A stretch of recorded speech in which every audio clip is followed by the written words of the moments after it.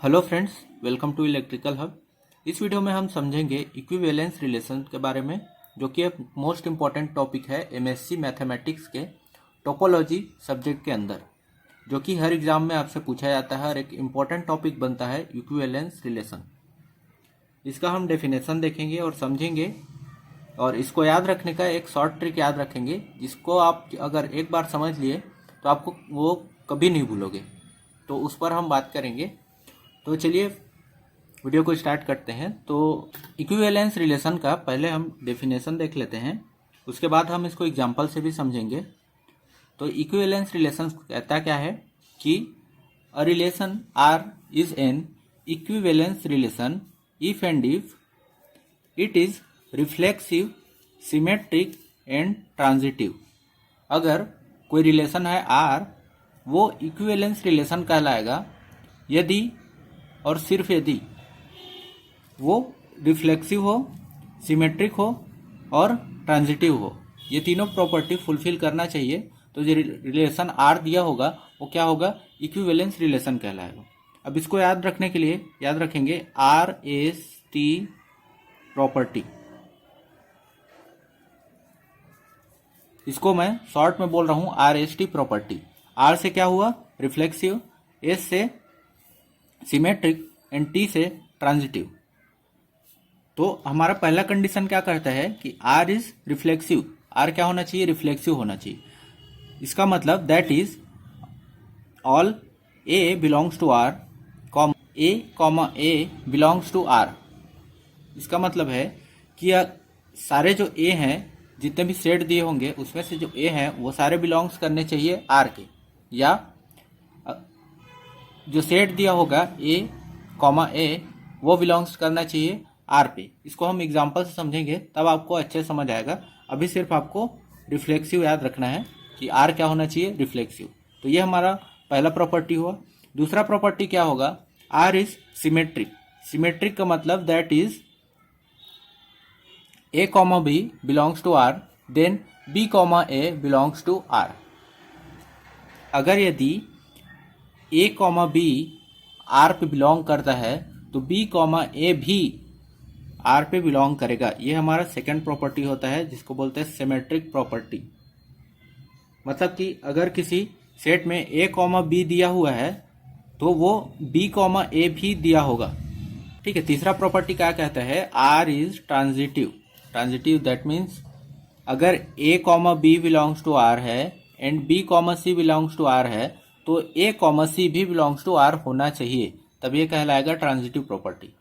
मतलब कि अगर किसी सेट में ए बी दिया हुआ है और बी सी दिया हुआ है तो ए सी भी देना चाहिए। ठीक है। अगर ये तीनों हैं तो ये कहलाएगा ट्रांजिटिव प्रॉपर्टी। अब इसको हम एक एग्जांपल से समझते हैं। तो यहाँ पर हमने एग्जांपल के लिए एक सेट लिया हुआ है आर, जिसके एलिमेंट है 1 1 2 2 3 3 2 1 एंड 1 2। अब हमें यहाँ पे तीनों प्रॉपर्टीज़ को अप्लाई करना है और देखना है कि ये जो रिलेशन दिया हुआ है आर, वो इक्विवेलेंस है कि नहीं है। तो उसके लिए पहला कंडीशन हमारे पास क्या होता है, पहला होना चाहिए रिफ्लेक्सिव। रिफ्लेक्सिव होने के लिए यहाँ पे हमें देखना है कि देखिए यहाँ पे हमने लिखा था ऊपर कि रिफ्लेक्सिव के लिए ए बिलोंग्स टू आर होना चाहिए। ठीक है। तो उसी तरह देखिए यहाँ पे अगर इसको ए मानूँ, इसको ए मानूँ तो ये क्या हुआ, ए हुआ। इसको बी मानूँ तो भी ये बी हुआ।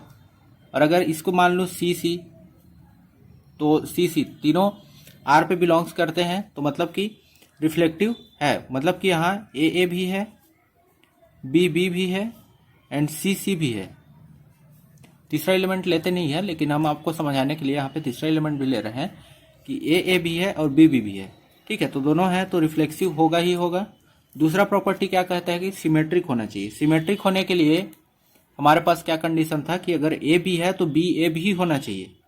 तो अगर मान लीजिए इसको मैं ए मानता हूँ, इसको बी, तो यहाँ पे ए बी तो है, और इसको अगर रिवर्स लिखें बी ए तो वो भी है, क्योंकि इसी के अंदर है वो 1 1 को आप ए बी लिखें या बी ए लिखें सेम होगा। उसी तरह मान लीजिए यहाँ पे देखते हैं, यहाँ पे आपको अच्छे से समझ आएगा। इसको मान लिए ए, इसको मान लिए बी, तो यहाँ पर ए बी तो है, साथ में साथ बी ए भी है। ठीक है। तो हमारा सेकेंड प्रॉपर्टी भी यहाँ पे फुलफिल करता है कि अगर ए बी होगा तो बी ए भी होना चाहिए। ठीक है। अब तीसरा प्रॉपर्टी क्या कहता है, ट्रांजिटिव प्रॉपर्टी।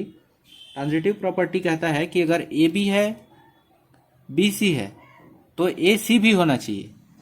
तो अभी अगर मान ले ये हुआ ए बी और इसको मान ले बी सी, तो क्या होना चाहिए, एक्स्ट्रा पार्ट होना चाहिए हमारे पास ए सी। ए सी मतलब क्या हो जाएगा, 1 2 हो जाएगा। ए मतलब 1, सी मतलब 2, तो 1 2 है। हाँ यहाँ पे है, देखिए 1 2 यहाँ पे है। तो यहाँ पे ट्रांजिटिव प्रॉपर्टी क्या कहता है, अगर ए बी है एंड बी सी है तो सी ए भी होना चाहिए या ए सी भी होना चाहिए। ए सी लिखता हूँ मैं, ठीक है, ए सी भी होना चाहिए। तो यहाँ पे 1 1 है, 2 2 है। अगर इसको ए बी मान ले और इसको बी सी मान ले तो यहाँ पे हमें ए सी क्या मिलेगा, ए सी यहाँ से ए का वैल्यू 1 और सी का वैल्यू 2, तो 1 2, तो 1 2 भी यहाँ पे है। तो यहाँ पर ट्रांजिटिव प्रॉपर्टी भी फॉलो करता है, मतलब कि आर एस टी प्रॉपर्टी को यहाँ पे ये रिलेशन जो है वो फॉलो करता है। इसका मतलब ये जो गिवन रिलेशन है ये हमारा इक्विवेलेंस होगा।